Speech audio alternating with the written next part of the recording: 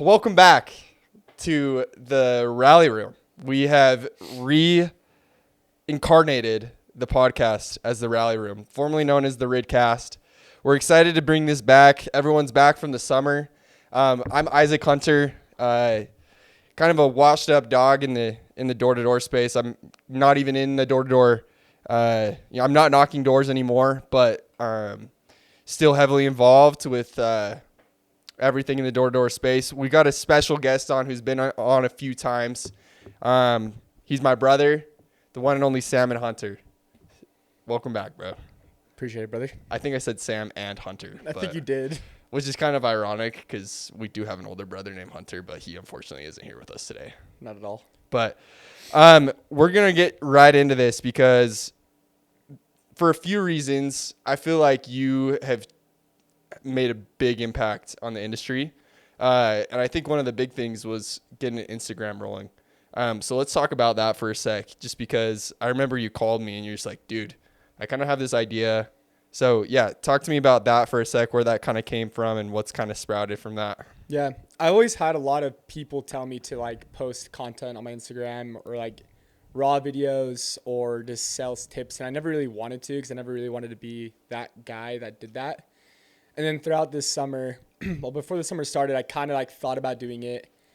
And then I decided I was going to do it. And then as the summer started for me in March, I started posting just like pictures of me at the end of the day with like my results, like 13 accounts did 15K in rev. And I had a lot of people messaging me like, hey, how are you doing it? What are you saying? What are you doing? How are these sales going? Like, how are you going about these different types of sales? And then I realized that I really wanted to help not just people at RID, like who we work with, but anyone in the industry level up, because this job really is like a huge blessing. And I've seen nothing but good things that come from this. And I've heard a lot of horror stories from this job too. And Sure. I wanted to help people level up in any way.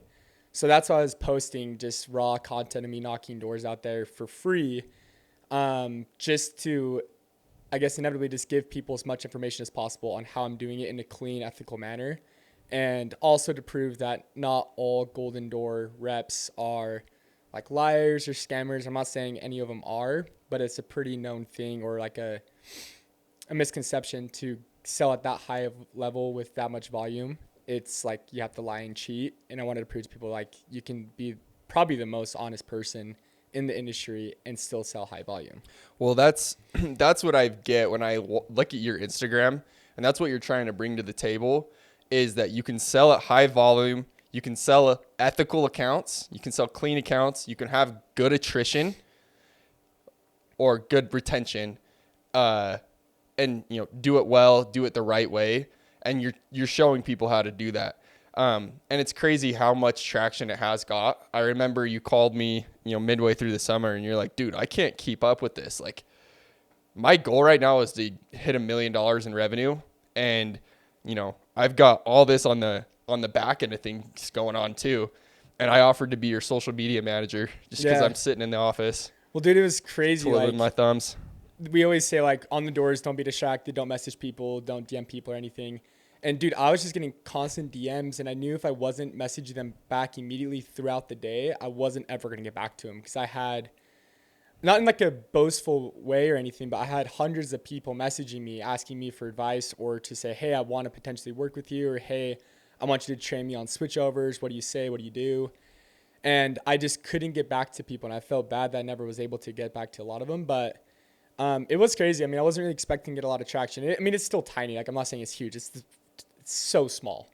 But it is cool, because I think the reason why people do follow it's not because of me and like who I am, but I think it's just because like the way I sell is how they want to, which is clean, ethical, honest, high volume, and do it to cool houses as well, not just normal cookie cutter or smaller homes. Like, I was selling in some pretty big stuff throughout the summer, like mansions on the beach by the ocean that are $8 million homes. Not every day, but a lot of times I'd post those videos or pictures of me in front of those houses, and people were like, dude, how are you talking to these people? So it was cool. I mean, I didn't really expect it to get a lot of traction at all.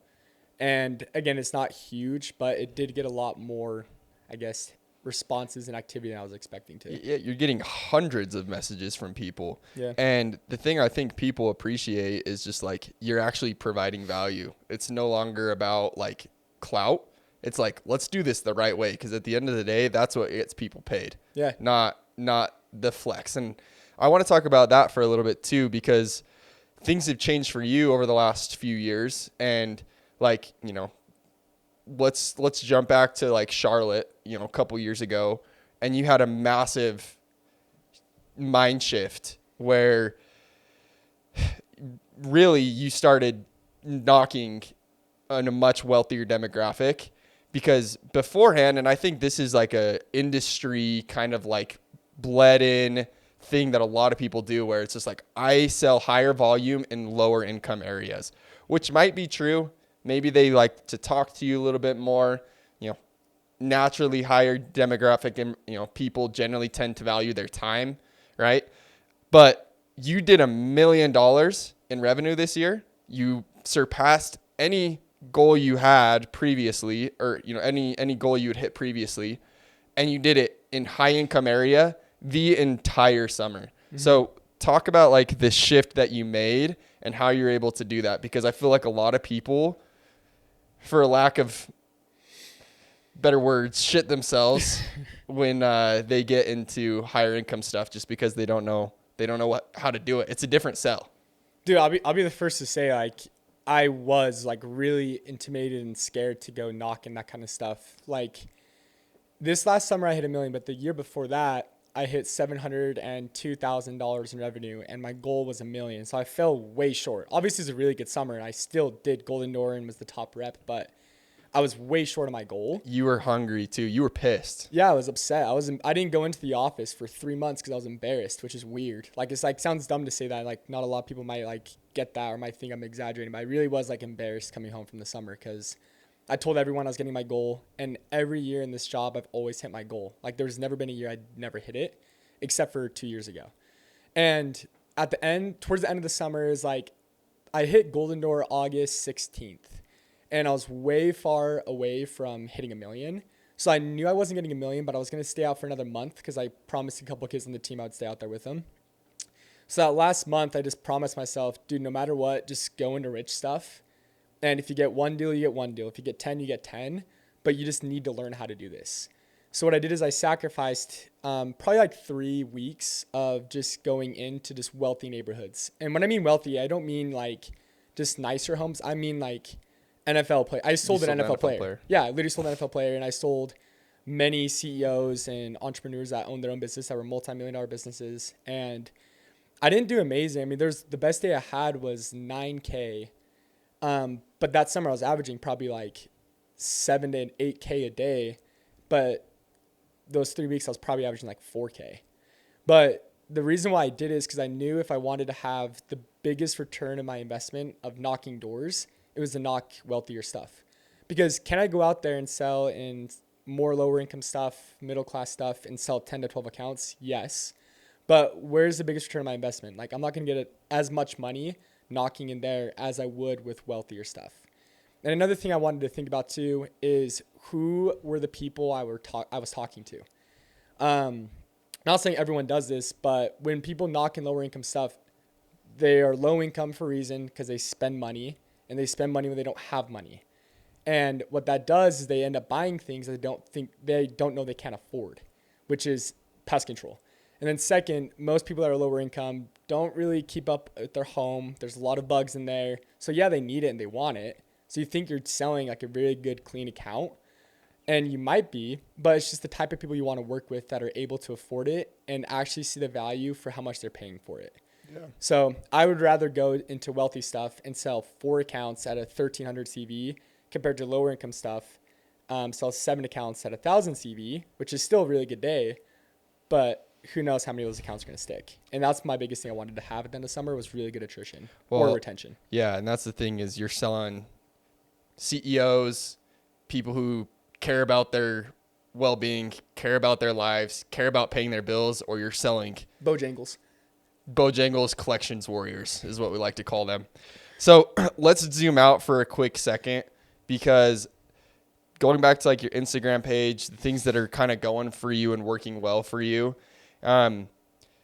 You had a story from the summer where you knocked on a guy's door and he was really weirded out at first.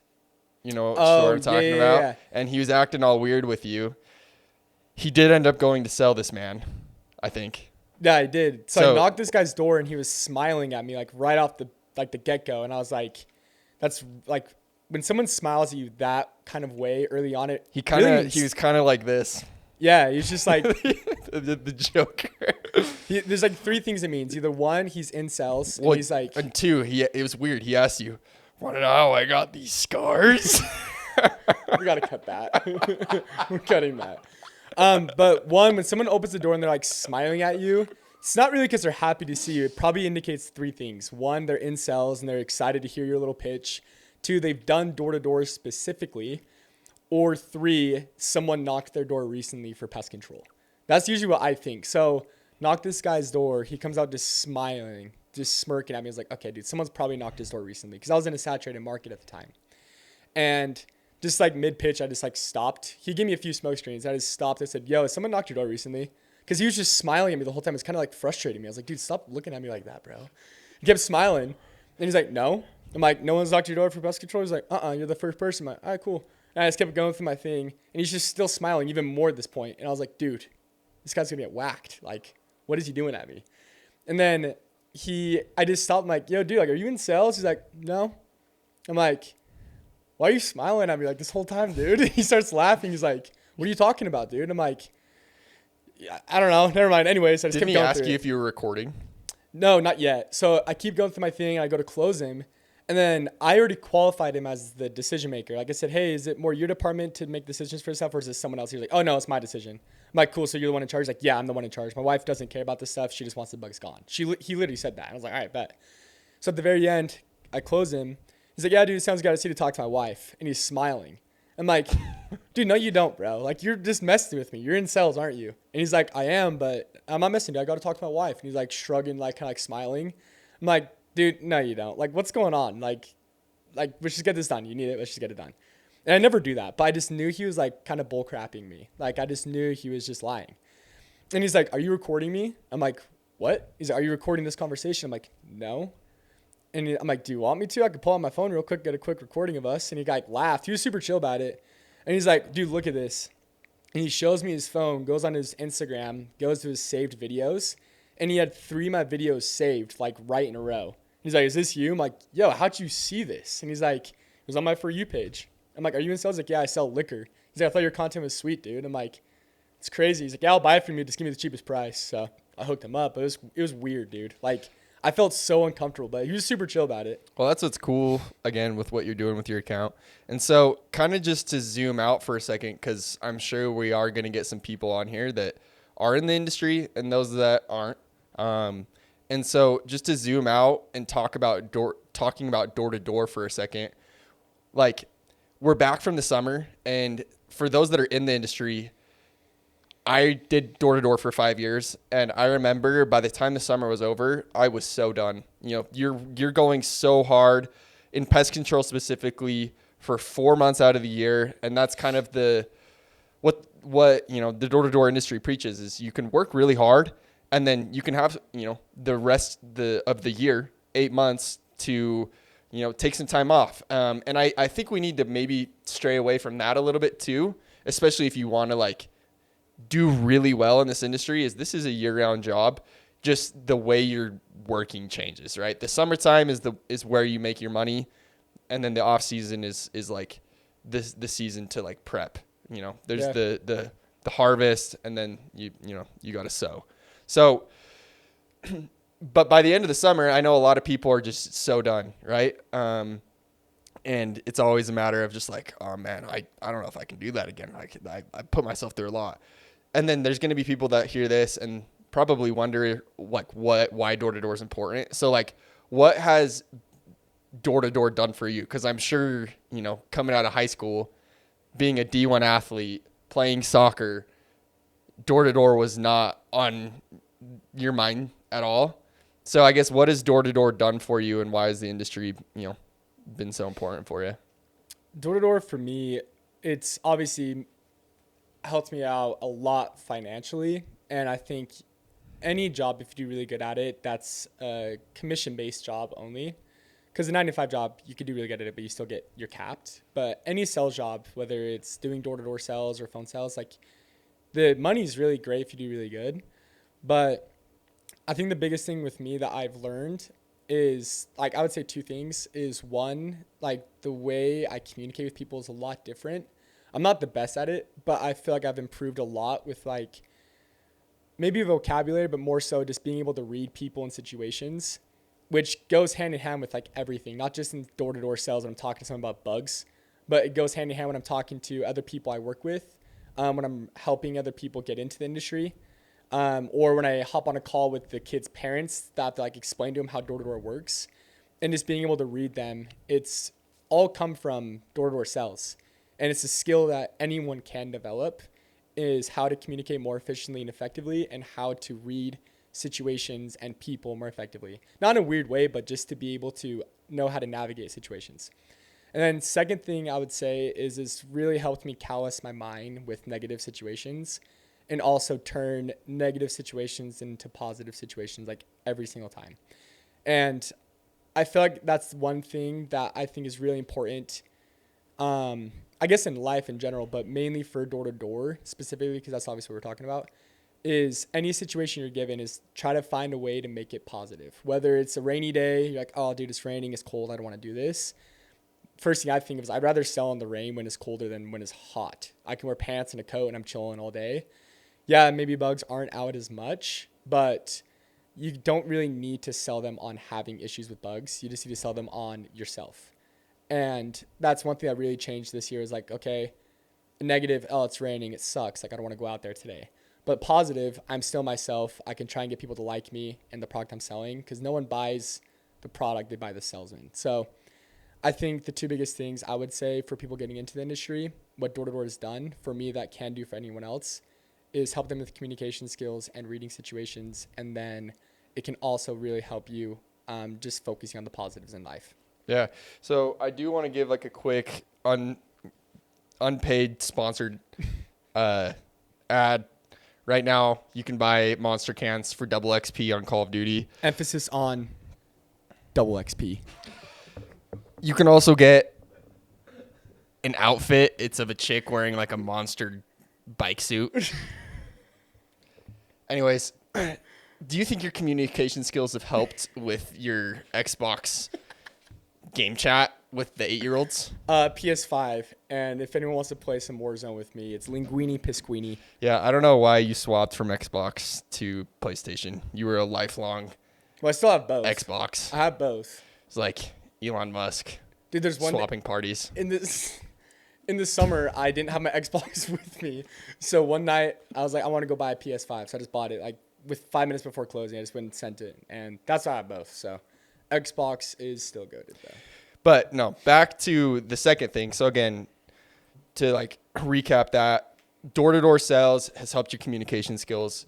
And then the second thing is it's helped you turn negative into positives. You gave an example of that with the rain.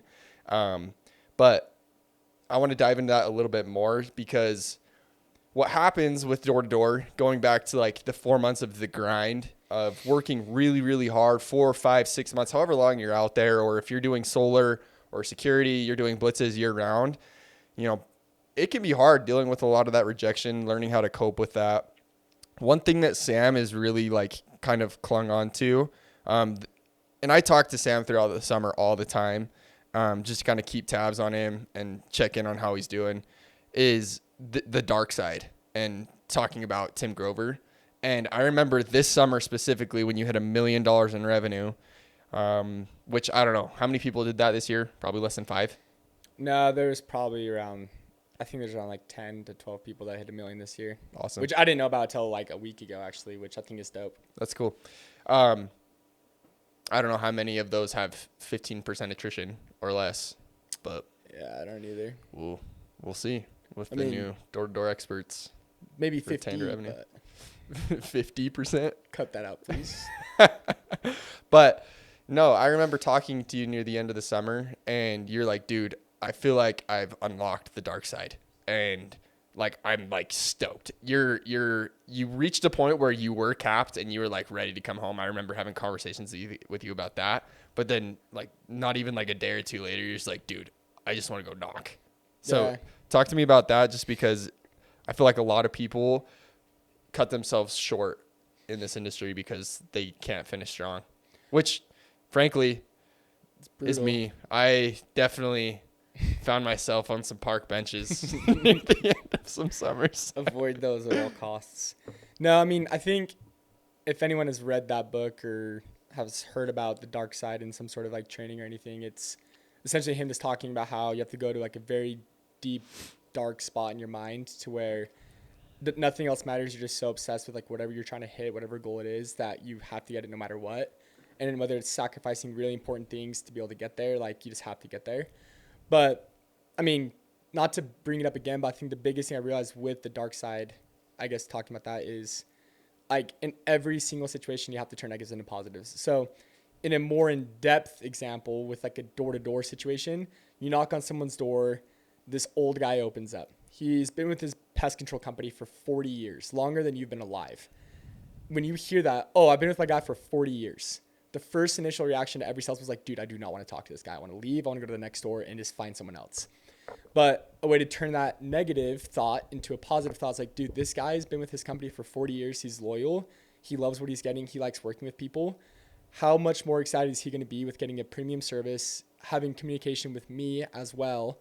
Like whenever he wants, I can give him my cell phone number and he could talk to me whenever he has any issues, and just getting a lot more done on his property. So in my head, I think, okay, instead of thinking I don't want to talk to this guy because he's had a company for 40 years and he's loyal, he's not going to switch to use me. Like there's no way he's going to give me a shot.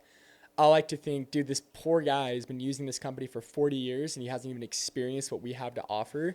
I'm excited to tell him what we have to offer. And I'm also personally excited to work with him because I know I'm a really good salesman and I'm a really good person. And I know he'd like to work with someone like me too. So that's like an example of like a negative and a positive on a door-to-door situation. And I think that is a part of like the quote dark side that Tim Grover talks about, is you have to go so deep into your head to turn every negative thought into a positive thing. And that is what can fuel you too, because that's what fueled me this summer, was like just really trying to stay as positive as possible. Yeah, you just got to be able to pull yourself out of it. Yeah. So I want to talk a little bit more in depth about the shift that you had, because I don't feel like people realize how hard it is to do what you did, where you kind of had, frankly, like if we're shifting to a more transparent industry, because frankly, I feel like some parts of door to door have gotten a little out of control. Yeah, it's brutal. Where, again, coming back to like clout and how recruiting has gone down. All for the numbers. Yeah, it's all been about these numbers without any accountability. And so I guess that was probably one of the things that was in the back of your mind when you made, your social media page, Sam Hunter Sales. Yes. Give it a follow. Sam Hunter Sales. On Instagram. He's probably on X. If not, he probably will be soon. But So am I searching Linguini Pasquini or Sam Hunter Sales? Sam Hunter Sales on Instagram, Linguini Pasquini on PS5, Kid Cudi Ski Mask on Xbox. no, that's me, man. I'm Kid Oh Cudi yeah, Ski he Mask. stole my Xbox. You can add me though. I'm a sweat. But anyways. Yeah, literally stole my Xbox. What was your question? So going back to just like transparency in the industry and the shift that you've made, you showed all throughout the summer houses you were knocking, neighborhoods you were in. And no, you were not just driving to these houses to take photos. Like you knocked in mansions and you knocked in coastal front homes all summer long. And so to dive into that, like what was the shift? Like when you made that transition in a demographic from, lower income demographic to higher income demographic, what was like the hardest thing that you found about selling to each, and what helped you, make that transition to have the attrition that you have this year? Yeah, it used to be when I was knocking in middle class to lower income stuff, I loved it. I felt comfortable. I felt confident in there. And then when I would go knock upper class to wealthy, like really, really big homes, I would be so uncomfortable, not confident, and I hated my life when I was in there. And I really wanted to flip that because, again, talking about like the biggest return of your investment doing this job, the job's brutal. Like, you're going to knock doors. Like, if you're really good at this job or you're average, you're knocking the hours. And if you're going to knock the hours, you want to put yourself in front of people that can afford it and that actually understand what's going on and have the value and will never cancel because they loved the service and the salesman. So I thought that, I'm like, okay, well, where's that? It's over here in the rich stuff. So the biggest thing that was like really difficult was just trying to find the confidence to go knock it and like to feel like you were welcomed there and you feel like you deserve to be there. When you knock on a door that's 45 feet tall and 20 feet wide, it's scary. And like you sit there and you look and like this store is quite literally bigger than everything I own in my life and will ever own in my life. It's bigger than my house. Yeah. Like you don't feel comfortable then. You don't feel like you deserve to be there. And Are you knocking on the garage door or is this the front door? dude, there's plenty of times where I didn't know where the front door was when I was knocking on some of these houses. But it's the biggest thing was just trying to find confidence and to feel like I deserved to be there. And one thing that really helped me feel like I deserve to be there is I took where I'm at in my age in life right now. I was 25. I'm 26 now, but 25 at the time. And I was sitting there thinking, okay, this person who's behind this door, where was he or she at when he or she was 25 years old? They probably weren't, not in like a weird way, but they didn't have the opportunity to door-to-door sales. Door-to-door sales is a huge opportunity for young people to be financially free. And they were probably working a corporate job or really in debt in school. And I was thinking, well, I'm not in debt. I have a good amount of money. I've done really good at my job. If I put them where they're at 25 and where I'm at 25, like, I'm not saying I'm better than them, but I feel like I deserve to talk to someone like this because I feel like I'm well ahead where I should be in life.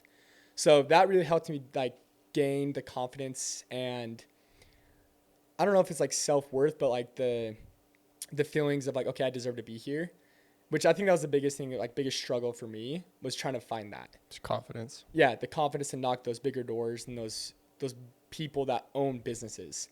Like, you're in really wealthy stuff when you ask them, hey, what do you do for work? And they say a few things and they don't tell you what they do.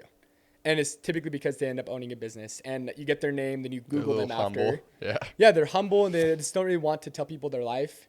And like you sign them up for the contract and you type in their name on Google and you find out that he owns a huge real estate company.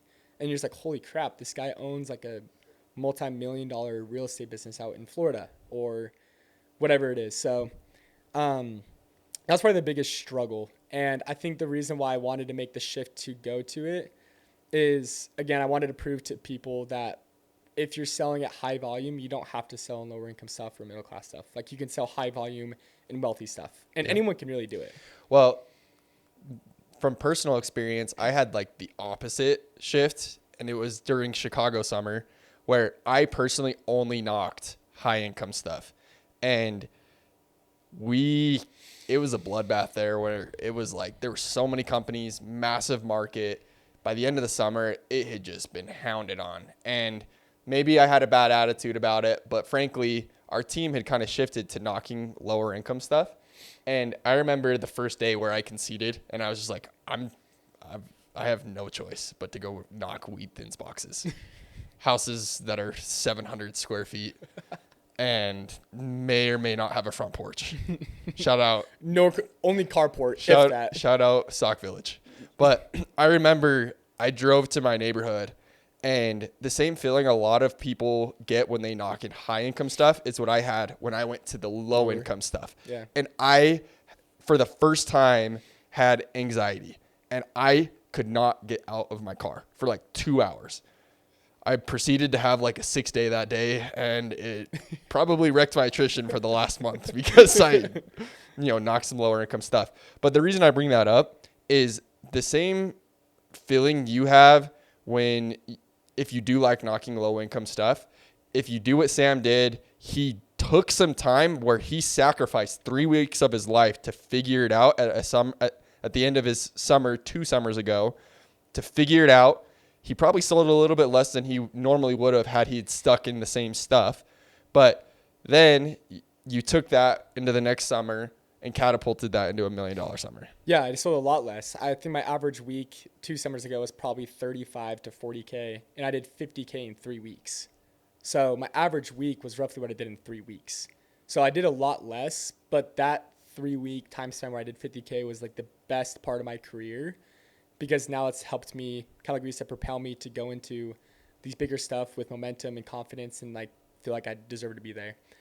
I think, dude, the crazy thing about this summer, I never really thought I would feel like this, but I was really stoked to hit 1 million because I've tried to get it for 2 years and I failed 1 year. So it's 2 years in the making of getting this goal, and I'm like super thrilled I got it. But one thing I like more and I feel more accomplished and excited about of how I got it.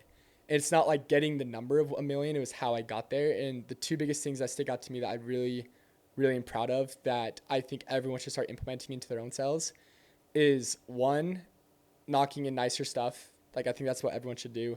And then second, don't run away from competition. I was in Charlotte, North Carolina for about half the summer. And dude, it was the most saturated place I've ever been in. I literally called you a couple times and I'm like, dude, I don't know what to do. Like everywhere I go, I'm in the farmland stuff. There's more donkeys than there are people out there. And I'm the 5th bug guy within 5 days. Like I literally had no idea what to do. I just felt like I was stuck. And I remember you actually started pitching the donkeys. I did. 'Cause I sold 3 of them. But no, I think the biggest thing that I'm most proud of too is like, I have so many videos of people at the very beginning of my pitch saying, you're probably like the 12th bug guy within the past week. And all I could do is laugh about it because it's just like, dude, there's nothing you can do about it. And the only thing I can do is really focus on, okay, cool, these other 12 guys were not as good as me. I know for a fact they're not as good as me. And all I need to do is get them to like me. So I need to bring their guard down. Instead of, dude, you're the 12th bug guy, get out of here. I need to bring their guard down by getting them to laugh and like me immediately, and then bring their their buying temperature up to want to at least hear me out too. Yeah. So those are the two biggest things I was actually proud of the most, which I think everyone can do too and implement to themselves, is just not running from competition. And then second, like we've been talking about, like knocking in wealthier stuff. Yeah. So why would anybody ever want to do door-to-door sales? What's the point of doing door-to-door sales? Like, you know, think of somebody that in your shoes had just graduated high school, or maybe they're in their first, second, third year of college. They are looking for internships. They're trying to figure out their careers. Why would somebody ever want to go and do door-to-door sales? Well, there's a ton of reasons. And if anyone, which I feel like most people are, like me back when I was in college, I didn't have a job. And if I did, it wasn't like a high-paying job. It wasn't enough to pay for tuition or rent or food or dates or anything. Did you have jobs? No, I didn't. This is the first job I've ever had in my entire life. Door-to-door sales is the first job I've ever had. I've never worked a day in my life. I was going to say, because you played soccer. You were a D1 athlete. So yeah, like which that, I would that consider was a job. It was more than a job, in my opinion. But I was doing 18 that took up a lot of your time. Yeah, I was doing 18 credits in school and then doing full-time soccer. And then my free time was 2 hours at the end of the night at 9 p.m. till like 11. And what I was doing is I was going to the gym to try and get better for soccer. So what I would say is, if anyone is in that position, I feel like most college students are, where they're kind of like back against the wall, they don't really have any way to make money to pay off their debt to school, is to do this during the summer, because you can still go do your thing during the school year. And then the summertime, you can make enough money to go do it. And then second, at least for me, I dropped out of college.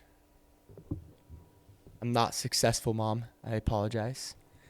But I think I learned a lot more my first summer than I did in 2.5 years in college. Like, I learned so much that one summer of 3.5 to 4 months than I did to 2.5 years in college. And I'm not talking bad about college. I'm not saying it's like bad, but there's so much to say about the growth aspect of it too. And if you're going into business, or, I mean, what'd you do? You were like finance? Yeah, like that involves a lot with sales. So I would argue to say you probably learned a lot more in door-to-door sales than you probably did in school. Maybe not, and I'm not going to speak for you, but there is a lot to say about the growth aspect too. So those are the biggest reasons, just financial freedom and being independent. There's a lot of pride in like being able to pay for your own stuff when most of the people your age are not paying for anything. Yeah, I mean, for me, I went through all of college knocking doors every summer. And because of that, I left college, graduated with my degree, and it took me 5 years. And part of that is because I did work during the off season, during school, on door-to-door too, and building teams, and, opened up a location with RID, right? But I got my degree, and I would tell anybody, like, it was 100% worth it. Going to school was still one of the best decisions I could have ever made, but probably even more so was the fact that I did door-to-door sales, and I was able to pay my way through school. I didn't have to be concerned about finances. I got married. I had a kid before I graduated. Like Yeah. a lot of crazy things kind of happened, but door to door was a huge blessing in that sense that I was able to kind of like get through, some big milestones in my life and not have to like worry about that at all. Another thing with door to door, I would say it can work for anyone and everyone. Like, it actually can work for everyone, but it won't. It doesn't work for everyone, because if it did, everyone would be doing it. So for the people that it doesn't work out for and you're worried about it not working out, like, worst case scenario, you go out there for 2.5 to 3 weeks. If your managers are good managers, they're not going to keep you out there anymore if you're not doing good and they want the best thing for you.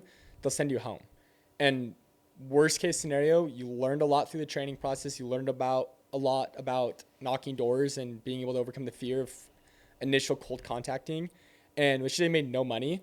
At least you had that growth. Go home and you go back to your normal job that you're doing anyways. So I don't think, Not a lot to lose. like, there is a risk, but there's not a lot to lose. Yeah. That's like the biggest thing I would say too. Everyone's young. We've got an opportunity to take a risk. The only thing you lose is your opportunity to like gain all of that upside. Yeah, and you don't lose time either, because the time you're using out there is well worth it. So why would somebody, other than what we see on social media, you're posting real content, you're giving people actual value, and I'm sure anyone that works with you would say the same, that that's one of your biggest goals, is to provide value to them. Mm-hmm. Why would somebody benefit with working with you personally? The training I offer. There's a lot of people I've actually trained with outside of the company we work with at RID. I've trained with other people at different companies. And for example, like, I'm on a recruiting call and someone says, what type of training can you offer that I don't get here where I'm at? And within literally 5 minutes, I talk about a topic. And the kid is just writing down every word I'm saying, and he's just like shocked that what I'm saying. And I'm not like, I can't even say what it was. I was talking about how you need to bring the customer's guard down and buying temperature up at the same time when they give you an objection or when they give you a smoke screen. Because we always say acknowledge, redirect, right? Like, hey man, you're the fifth bug guy. Yeah, I totally get it. It's the Flyer boys. They send the guys in before me. I follow my competition. Ha ha. But yeah, anyways, everyone had a company. Who do you guys have? That's not bringing their guard down. And the other 5 guys before you said the exact same thing. If anything, is bringing their guard up and their buying temperature down. It's decreasing and increasing, which you don't want. You need to flip it. Blowing through smoke screens without like adequately acknowledging the customer. Because another thing too, think about it, is the average manager in the industry does about 200K to 250K. And if you, like, speaking to the people that, like, why would working with me be beneficial?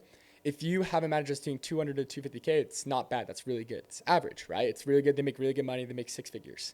And it's not a hit to them, but they're making average, right? So what are the responses to the customers? They're average. So what that means is the other 5 guys that knocked before you are saying the same average response, and it's just shooting yourself in the foot. You're digging yourself in a bigger hole to try and get that person to buy from you.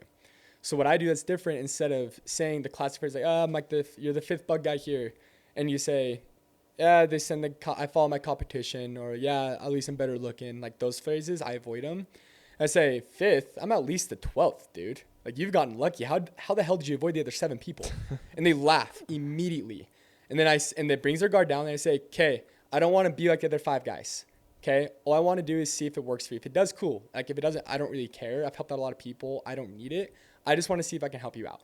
And what that does is it builds curiosity too of why have other people hopped on board, which is their buying temperature going up. And I taught that I explained that in probably 3 minutes. I did that to a kid, and he said, my manager's never taught me that. And I was like, I did that in 3 minutes, dude. I'm like, what other training do you think I could offer to you for an hour that you think would be beneficial? I was like, yeah, you're right. And we're still in the process of talking with him. But the point is the biggest thing of working with me is the type of training and also how I sell. It's very copy and pastable. Like, anyone can replicate it. Yeah. It's not Sam Hunter. It's just different phrasing and different mental attitude. Well, and I think anybody would also say this about you. You probably wouldn't say this about yourself because you're humble, but it's the fact that you just genuinely care. Like, you've probably done more, spent more, and put more effort into every individual that you work with, then I would, if I was a betting man, well, I am a betting man, but I would take the over on you adding more value to your people than just about anybody in the industry. Yeah, like I said at the beginning, like I know this job has helped me out a ton and has blessed me, my wife, and like we're about to have a kid, like our future family. Like it's gonna bless us a ton and has. And all I want is I've seen the benefits of this job, and all I want that is for the people that haven't seen it yet. And for the people that have seen it or they feel like they have, I want to show them like, dude, you can still double and triple your earnings. Because I've done that every single year.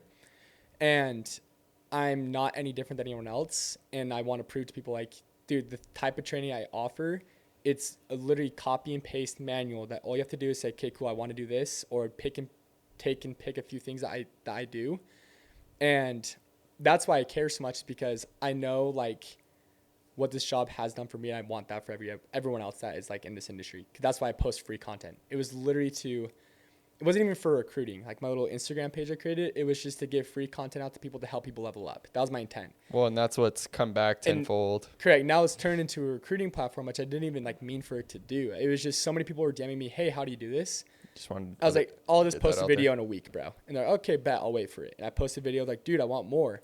And then they would say, well, dude, like, how can I get more access to this stuff? And then it ended up turning into them saying, can I work with you? So it's not even me trying to recruit people. It's just me trying to help people level up. And that inevitably makes people say, well, I want to try and maybe work with you to see if it's beneficial. And not everyone does, obviously. But that's one thing I will say, too, is I really do care. But the way I care is by giving them proper training and doing it in an ethical manner as well. Yeah. Well, and I guess that brings me to the last point here before we wrap up. And we'll have to do this again just because I'm sure this is going to be one of the best episodes we've had. First one is the rally room. We're back and better than ever. But one thing that's really changed in the industry is, and you are a perfect example to talk to this, over the last 5 years, I didn't knock this summer, but I even noticed this over the last 5 years where, I don't know if it's those good old Ring doorbell cameras. Shout out to Vivint, Blink. I just got a Blink system put in. I just got a Vivint one put in. I've been in the door-to-door industry for 6 years now. We just moved into a new home, and we've probably had 5 to 10 guys in the last 2 months knock on our door. My wife answers the door, and she'll talk to them, and she wants to get a Vivint system. So if anyone wants to hook one up, find his house. Find my house. But it's funny because if I'm home, this happened literally just a couple nights ago where I had 2 guys knock on the door, and I pop on the Ring doorbell camera, my Blink, and I'm just listening, and I can hear them talking. Dude, you did good. You just need to slow down a bit. It was a guy training a guy, right? He's like, all right, step back a little further. Like I heard it. I was just kind of listening to it, but I didn't answer the door. And it's made me realize, like, I think one thing that you do is numbers are important to you more than other people in the industry. I know there's some companies that do this well, and this is one thing that I think is super important. I graduated in finance, but door-to-door is a numbers game, and you're talking about your numbers a lot. You're looking at your numbers a lot. You're looking at your effectiveness. You're looking at your doors knocked. You're looking at how many decision makers you close. You know your decision maker close ratio. But over the last 5 years since you started knocking, there's probably less people that open the doors for you. Mm-hmm. And then on top of that, when you go from low income to high income, it's probably even more so. Yeah. So how did you crack that code? And I think this is a good one to end on. I mean, you can't really force anyone to the door. That's the tough thing. Is like, someone's home. And yeah, I feel like this year of all years, I had more not homes than ever. And again, negatives into positives. For the people that you do end up getting a hold of and do talk to, you got to take advantage of that. Like negatives, you're not talking like anyone the whole day. Positives, there's 5 people you talk to. Of those 5, you got to close at least 3 to 4 of them. Like you have to do at least your best, and you have to just turn negatives and positives that way. Another thing too is for the people that do hop on Ring doorbells or the Blink cameras or Vivint, whatever it is, you got to get them out there. You got to get them outside with you. Or another thing I started to do this year, and I probably sold around like 20 people this year on it, was just FaceTiming them. So I'm on the Ring doorbell with them. I'm talking with them, and it was hard to hear them, Or I would say, hey, I want to show you something. Are you available to talk right now or no? And they're like, no, I'm actually upstairs and I'm in a meeting. I'm like, cool, what's your number real quick? I'll just FaceTime you. They're like, okay. They give me their number. I just call them, FaceTime them, and show them the wasp nest up there, and they would buy over the FaceTime with me. So you just have to get creative, and you have to be very witty on the spot. So either get them to the front door somehow, some way. And if you can't, FaceTime them. If you can't do that, pitch them through the doorbell as if they're a normal person. Like, focus on your body language, because there's not a better time to do that when no one's watching you. Like, I mean, they're watching you, but they're not there to see it, really. So one thing I really do is when I'm talking to them through the doorbell, I'm like looking them in the eye at the camera as if they're a normal person. My body language is still the same. And it sucks that I can't see theirs. But as long as the doorbell is making the blue circle, that means they're still there. And as soon as it turns red, it means they're done or it hung up. And you press it again. And you push the button, and they hop back on. And if they don't, then you walk away. Yeah. So you just have to get witty and creative with it. Well, you spent the time going up to that door. You might as well give every door the best opportunity you can. Especially if it's a wealthy door. You have to walk up a lot of stairs to get there sometimes. Yeah, you're burning a lot of calories getting to those doorsteps, trying to find the garage door. Dude, I knocked so many back doors this year. They were so weirded out because I had no idea where the front door was. I had no idea. I'll never forget. I walked up the stairs. There was no door, and I walked around the back deck. And I'm like, all right, I knocked this door. It was the guy's master bedroom, and I had no idea. Because I'm like, where's your front door? He's like, yeah, it's really hard to find. I'm like, well, where is he? He's like, it's over there. I'm like, there's like 5 doors over there. He's like, yeah, it's just one of those. This is fine. I'm like, all right. That's awesome. Well, I've learned a lot today. I think this has been one of the best episodes we've ever done, if not the best. So thanks for coming on. Thanks for tuning into the Rally Room. Tons to come. We're excited for what's to come for RID, everything that we're trying to do, everything that we're trying to be. Again, give Sam a follow. He's my brother, but at the same time, you can talk to anybody that's worked with Sam before. He's one of the best to ever do it. One of the best to ever do it in the industry. He's one of the best you could ever work with. So if you've ever considered doing door-to-door sales or you're interested to learn more, hit him up, and we'll see you guys next time.